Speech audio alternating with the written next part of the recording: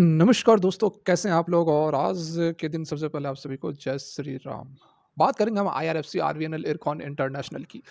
कौन इनमें से सबसे पहले आपको करोड़पति मालामाल बना सकता है? उसके साथ में हम समझेंगे कि आपको कल के डेट में किस में अपर सर्किट लग सकती है। बजट से पहले-पहले यदि आपको इन्वेस्ट करना है तो कौन-सा स्टॉक आपको मालामाल बना सकता है? उसके बाद फिर हम बात करेंगे कि आगे आने वाले समय में यदि आप साल 2 साल का व्यू रखते हैं तो कौन-सा स्टॉक आपको सबसे पहले मालामाल बना सकता है? उसके साथ में जो तो यहाँ पर हम सबसे पहले स्टार्ट करते हैं कि कल के डेट में या फिर बजट से पहले, क्योंकि 1 सप्ताह का समय बाकी है, बहुत ज़्यादा समय है नहीं। तो 1 सप्ताह के लिए या फिर कल किसमें तेज़ी हमें देखने को मिल सकती है, तो इसकी पहले हम एनालिसिस करते हैं, बाद में हम करेंगे थोड़ी-सी लॉन्ग टर्म के लिए। तो यहाँ पर देखिए, जो हम पैरामीटर रखे हैं, 2-3 पैरामीटर रखे हैं। सबसे पहले हम देखते हैं आरएसआई। आरएसआई हमें बताता है कि डेली चार्ट्स पर, डेली बेसिस पर कौन-सा स्टॉक जो है वो ओवरबॉट रीजन में चल रहा है। तो आईआरएफसी की यदि हम बात करें तो यहाँ पर आप क्लियर कट देख सकते हैं कि आरएसआई यदि आईआरएफसी का आरएसआई जो है यहाँ पर हमें अराउंड नज़र आ रहा है 92 पॉइंट, यहाँ देखिए इस लेवल पर 92.33 यहाँ देख सकते हैं आप, ठीक है। 92.33 आरएसआई चल रहा है, ठीक है। फर्दर हम बात करें दूसरे स्टॉक की, आरवीएनएल की, तो आरवीएनएल में हमारा आरएसआई जो है 195.14 है। तो दोनों ही स्टॉक के अंदर आईआरएफसी और आरवीएनएल दोनों ही में आप देख सकते हैं 92 95 है, मतलब कि 90 से ऊपर तो बहुत ही ज़्यादा एक्सट्रीमली ओवरबाउट रीजन में चला जाता है, ठीक है। और थर्ड नंबर इरकॉन इंटरनेशनल की यदि हम बात करें तो यहाँ पर जो आरएसआई है हमारा थोड़ा सा कम है, लेकिन यह भी ओवरबाउट रीजन में ही चल रहा है। 87.23 पर आरएसआई बना हुआ है। अब हम दूसरा पैरामीटर कंपेयर करते हैं रिटर्न की, ठीक है। 1 महीने का रिटर्न हम यहाँ पर देखने वाले हैं।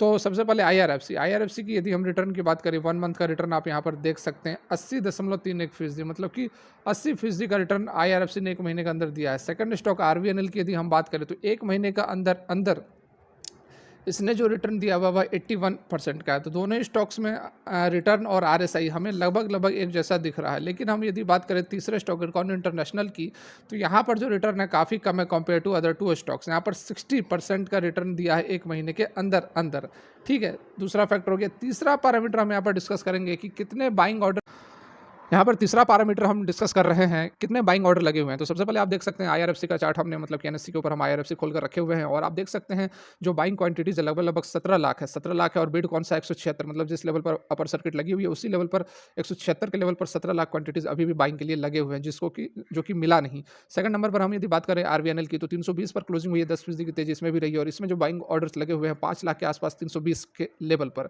तीसरा हमारा जो स्टॉक है वो इरकॉन इंटरनेशनल, जो कि 265 पर क्लोज हुआ है, 16% की तेजी रही है, और बाइंग जो ऑर्डर्स लगे हुए हैं वो अराउंड 2,65,000, ठीक है।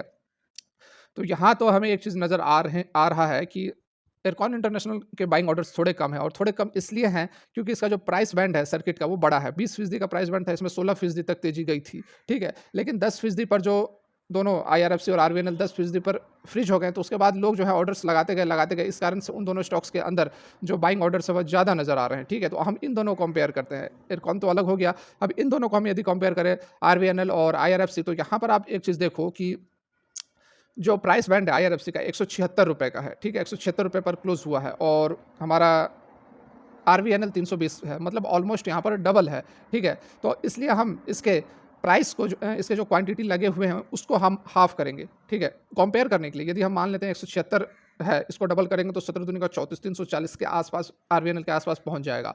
तो जो ऑर्डर्स लगे हुए हैं 17 लाख से वो आधे हो जाएँगे, ठीक है। प्राइस डबल होगा तो ऑर्डर्स आधे हो जाएँगे। सिंपल मैथ है, बहुत ज़्यादा दिमाग लगाने की ज़रूरत नहीं है। तो इसलिए हम एक कंपैरिज़न करने की कोशिश कर रहे हैं दोनों ही स्टॉक्स को लेकर कि किसमें हमें तेज़ी देखने को मिल सकती है। तो यहाँ पर देखिए 8 लाख के आसपास आप कह सकते हैं कि बाइंग ऑर्डर्स लगे हुए हैं, ठीक है, 8 लाख, और इस पे लगे हुए हैं 5 लाख। तो इस कंपैरिजन में भी जो आईआरएफसी है वो आगे निकलता हुआ नज़र आ रहा है, मतलब कि आईआरएफसी के अंदर लोग बहुत ज़बरदस्त तरीके से खरीदारी करना चाह रहे हैं। बाद बाकी आपने आरएसआई और रिटर्न वगैरह भी देखा, तो सबसे अधिक हमें आरएसआई और जो 1 मंथ का रिटर्न है वो आईआरएफसी के अंदर ही देखने को मिल रहा है। तो यहाँ पर एक चीज़ क्लियर क्या होती हुई नज़र आ रही है कि अभी जो बाइंग इंटरेस्ट सबसे ज़्यादा है वो आईआरएफसी और कह सकते हैं आरवीएनएल, दोनों ही स्टॉक्स के अंदर हमें नज़र आ रहे हैं कि सबसे ज़्यादा जो है बाइंग इंटरेस्ट लगे हुए हैं, और कल के डेट में भी हमें जो है यह तेज़ी देखने को मिल सकती है। इन दोनों ही स्टॉक्स के अंदर तेज़ी बन सकती है, ज़बरदस्त तेज़ी बन सकती है, अपर सर्किट भी लग सकती है, 2, 4, 5, 10% की भी तेज़ी यहाँ पर आ सकती है। लेकिन आपको जो है समय रहते प्रॉफ़िट भी बुक कर लेना चाहिए, क्योंकि कोई बता नहीं सकता कि यह तेज़ी कब तक सस्टेन करेगी। अपर सर्किट लग रही है तो कब तक लगेगी, कब स्टॉक के अंदर प्रॉफ़िट बुकिंग हो जाएगी, कब गिरावट शुरू हो जाएगी, ये कोई नहीं कह सकता। इसलिए यहाँ पर यदि आप थोड़ा बहुत सेफ साइड में रहना चाहते हैं तो इरकॉन इंटरनेशनल एक बेटर ऑप्शन हो सकता है, क्योंकि रिटर्न भी 1 मंथ का कम है, आरएसआई भी कम है, ठीक है? तो इस कारण से अभी शॉर्ट टर्म के लिए आप बजट से पहले-पहले इरकॉन के अंदर भी अच्छे खासे चांसेस बन रहे हैं, क्योंकि ये दोनों स्टॉक्स तो काफ़ी ओवर वाउट चल रहा है, काफ़ी ओवर वैल्यूएशन पे हर कोई लेना चाह रहा है। तो थोड़ा बहुत यहाँ पर जो थोड़ा-सा लैग कर रहा है, इरकॉन इंटरनेशनल के अंदर चांसेस अच्छे बन रहे हैं कि थोड़ा सेफ साइड में हम ठीक-ठाक मुनाफ़ा कमा सकते हैं।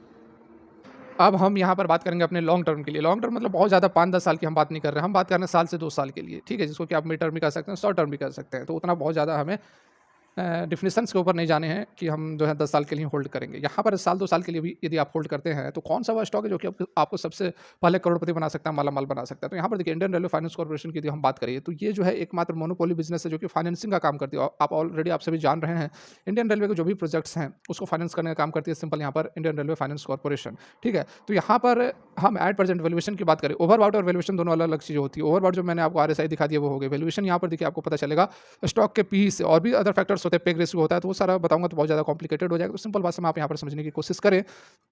स्टॉक का पी एट प्रेजेंट है 38 पर, और इंडस्ट्री का पी है 19.9 पर। यहाँ पर आप देख रहे होंगे, देखिए 19.9 इंडस्ट्री का पी, स्टॉक का पी 38, मतलब कि 2 गुना ट्रेड कर रहा है अपने इंडस्ट्री के पी से, डबल यहाँ पर हमें नज़र आ रहा है। दूसरे स्टॉक की यदि हम बात करें आरवीएनएल की, आरवीएनएल की यदि हम बात करें, तो आरवीएनएल आप जान रहे हैं कि यह कंस्ट्रक्शन विंग है, इंडियन रेलवे का कंस्ट्रक्शन विंग है। मतलब कि जो भी कंस्ट्रक्शन का काम होता है, कोई भी जो भी प्रोजेक्ट्स होते हैं, रेल जो ट्रैक होते हैं उसके, मतलब कि रेलवे के अंदर जो भी काम होता है, आप प्लेटफॉर्म से लेकर, रेलवे ट्रैक से लेकर, इंजन वगैरह वो सब, मतलब इंजन वगैरह तो नहीं, इंजन वगैरह तो अदर जो टीटागढ़ वगैरह जो स्पेसिफिक उस क्षेत्र में है वो काम करते हैं। मतलब प्रोजेक्ट्स, जो रेलवे के जो प्रोजेक्ट्स होते हैं वो सारा यहाँ पर रेल विकास निगम लिमिटेड, आरवीएनएल, यह काम करती है, ठीक है?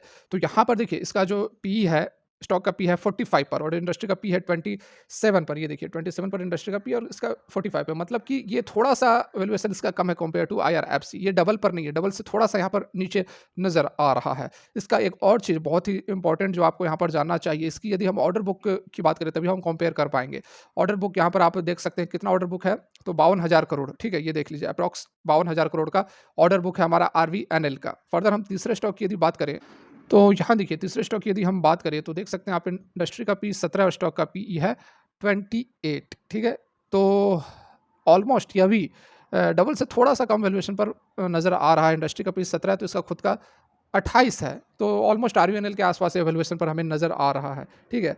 तो बहुत ज़्यादा महँगे नहीं है दोनों स्टॉक, तीनों स्टॉक में हमें जो महँगा अभी नज़र आ रहा है वह आईआरएफसी है, ठीक है? वो सीधा-सीधा डबल वैल्यूएशन पर ट्रेड कर रहा है। इसका यदि हम ऑर्डर बुक की बात करें, तो यहाँ पर आप देख लें, ऑर्डर बुक इसका है लगभग 32,000 करोड़। यहाँ पर आपको मैं दिखा भी देता हूँ, ये देखो आप, ऑर्डर बुक है इसका 32,500 करोड़, और उसका कई ज़्यादा इससे था, ठीक है? तो यहाँ पर डेफ़िनेटली हमें नज़र आ रहा है कि, और ये काम क्या करती है, इरकॉन इंटरनेशनल आप जान ही रहे हैं कि अभी उसी क्षेत्र में काम करती है, लेकिन इसका और भी अदर बिज़नेसेस है। रेलवे के अलावा और भी अदर ये अपना इंफ्रास्ट्रक्चर इन्वेस्टमेंट वगैरह, कंस्ट्रक्शन वगैरह-वगैरह, यहाँ पर आप देख सकते हैं रेलवे सेक्टर से 94% का है, हाईवे से 5%, अदर से 1%। तो कोर कंपनी यदि कोई है तो वो आरवीएनएल है, जो कि रेलवे का ही यहाँ पर काम करती हुई नज़र आ रही है। और जिस तरह से बजट में बहुत ही बड़े एलोकेशंस हो सकते हैं, तो आने वाले समय में हमें जो सबसे बड़ा बेनिफिशियल या फिर सबसे पहले जो हमें करोड़पति बना सकता है, वो हमें नज़र आ रहे हैं 2 स्टॉक्स। वो है सबसे पहले हमारा आईआरएफसी, और दूसरे नंबर पर आरवीएनएल, ठीक है? लॉन्ग टर्म के लिए आप इन दोनों ही स्टॉक्स के अंदर इन्वेस्ट कर सकते हैं, अपने कैपिटल को डिवाइड करके दोनों ही स्टॉक्स में डाल सकते हैं। शॉर्ट टर्म के लिए आपको इरकॉन इंटरनेशनल, मतलब कि बजट से पहले-पहले तक इरकॉन इंटरनेशनल में अच्छा एक ऑप्शन रहेगा, क्योंकि बाकी दोनों स्टॉक्स जो है वो काफ़ी हायर वैल्यूएशन पर ट्रेड कर रहे हैं। फिलहाल की वीडियो यहीं तक अच्छी लगी हो तो मोटिवेट करने के लिए एक लाइक कर दें। Thanks for watching, have a great day.